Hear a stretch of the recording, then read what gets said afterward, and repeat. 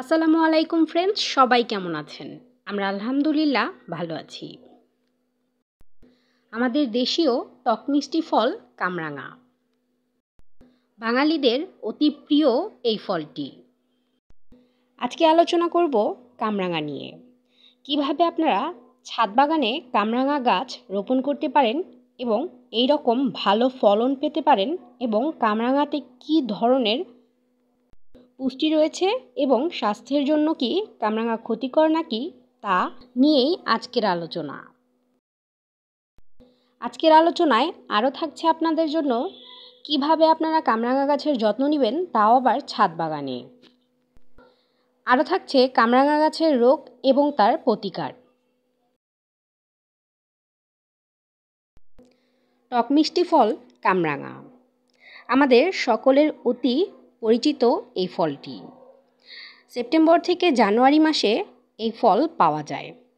তবে যারা ছাদ বাগানিরা রয়েছেন তারা তো আপনারা জানেনই, ছাদ বাগানে যদি কামরাঙা চাষ করে থাকেন তাহলে 12 মাসই কামরাঙা আপনারা খেতে পারবেন। কাঁচা অবস্থাতে কামরাঙার রং সবুজ এবং পাকলে তা হলদেটে হয়ে যায়, এটা আমরা সকলেই জানি। বিভিন্ন প্রজাতির কামরাঙা রয়েছে, যেমন ছাদ বাগানের কামরাঙাটা একটু ছোট হয়, তবে আমাদের দেশীয় যে কামরাঙাটা রয়েছে তা কিন্তু আকারে অনেক বড় হয়। ভিটামিন সি যুক্ত এই ফলটি কিন্তু আমাদের দেহের জন্য অনেক উপকারী। এই ফলটি আমাদের হজমে সাহায্য করে এবং ভিটামিন সি থাকাতে আমাদের ত্বকের জন্য খুবই উপকারী। তবে যাদের কিডনিতে প্রবলেম রয়েছে তাদের জন্য ক্ষতিকর এই কামরাঙা।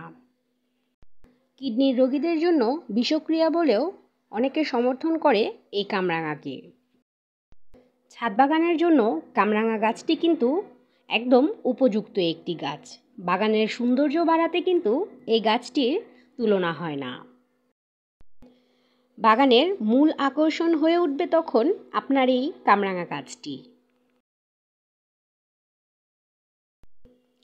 বীজ, কলম অথবা কাটিং, খুবই সহজভাবে কামরাঙা গাছের একটি চারা তৈরি করা যায়। কামরাঙা গাছের কলম করতে প্রায় 1 মাসের মতো সময় লেগে থাকে, আর একটি বীজ থেকে চারা তৈরি করলে তখন সেই গাছ থেকে ফল পেতে প্রায় 3 বছর সময় লাগে। তবে ছাদ বাগানীদের জন্য হাইব্রিড জাতের গাছ রয়েছে, এতে খুবই তাড়াতাড়ি ফল আসে এবং প্রচুর পরিমাণে ফলন পাওয়া যায়। এবার চলুন আলোচনা করা যাক ছাদ বাগানের কামরাঙা গাছের যত্ন সম্পর্কে। এই গাছটির কোনো রকমের যত্ন করারই প্রয়োজন হয় না, একদম অবহেলায় বেড়ে ওঠে এই গাছটি। তবে যত্ন করলে কিন্তু এর থেকে অনেক অনেক ভালো ফলন পাওয়া যায়। যেমন ফুল আসার আগে আপনি যদি গাছটিকে খুব সুন্দরভাবে কাটিং করে দেন তাহলে কিন্তু প্রচুর পরিমাণে ফুল পাওয়া যাবে। ফুল আসার পর কিছু এক্সট্রা যত্ন নিলেই কিন্তু আর ফুল ঝরে যাবে না। ছাদ বাগানে কামরাঙা গাছে আপনারা সার হিসেবে ব্যবহার করতে পারেন জৈব সার। তবে রাসায়নিক সারের কিন্তু কোনো প্রয়োজন নেই, কারণ ছাদ বাগানে যদি আপনি জৈব সার দিয়ে থাকেন তাহলেই কিন্তু আপনার গাছে প্রচুর পরিমাণে ফলন আসবে। জৈব সার হিসেবে আপনি ব্যবহার করতে পারেন গবাদি পশুর বজ্র এবং সবজির খোসা। আরও দিতে পারেন কলার খোসা ভিজানো পানি, এতে করে কামরাঙাটার সাইজটা কিন্তু বড় হবে। প্রচুর পরিমাণে ক্যালসিয়াম থাকে কলার খোসায়, তাই আপনারা কলার খোসা ভেজানো পানিও কিন্তু এর মধ্যে দিতে পারেন।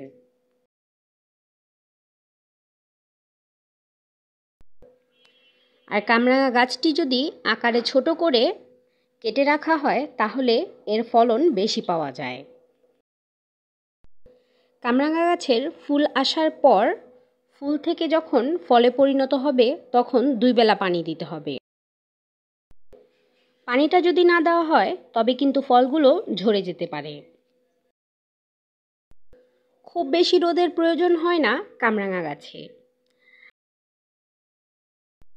8 থেকে 9 ঘন্টা রোদই এর জন্য যথেষ্ট।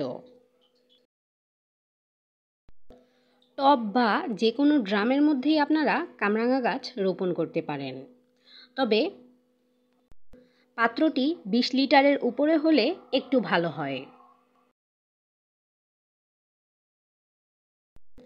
বেলে মাটি ছাড়া যে কোনো মাটিতেই কিন্তু কামরাঙা গাছ রোপণ করা যায়।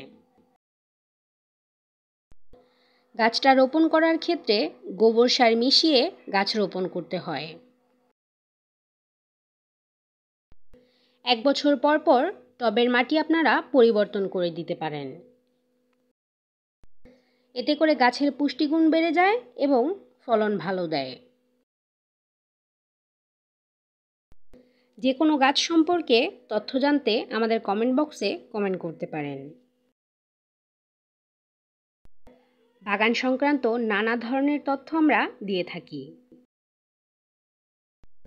আর আপনি যদি আমার চ্যানেলে নতুন হয়ে থাকেন তবে প্লিজ চ্যানেলটা সাবস্ক্রাইব করবেন। ভিডিওটি ভালো লেগে থাকলে অবশ্যই আপনার ফ্রেন্ডস অ্যান্ড ফ্যামিলির সাথে শেয়ার করবেন। আর লাইক দিতে কিন্তু একদমই ভুলবেন না। ভিডিওটি কেমন লেগেছে তা অবশ্যই কমেন্ট বক্সে জানান। আজকে এ পর্যন্তই। সবাই ভালো থাকবেন, সুস্থ থাকবেন এবং আমাদের জন্য দোয়া করবেন। আল্লাহ হাফেজ।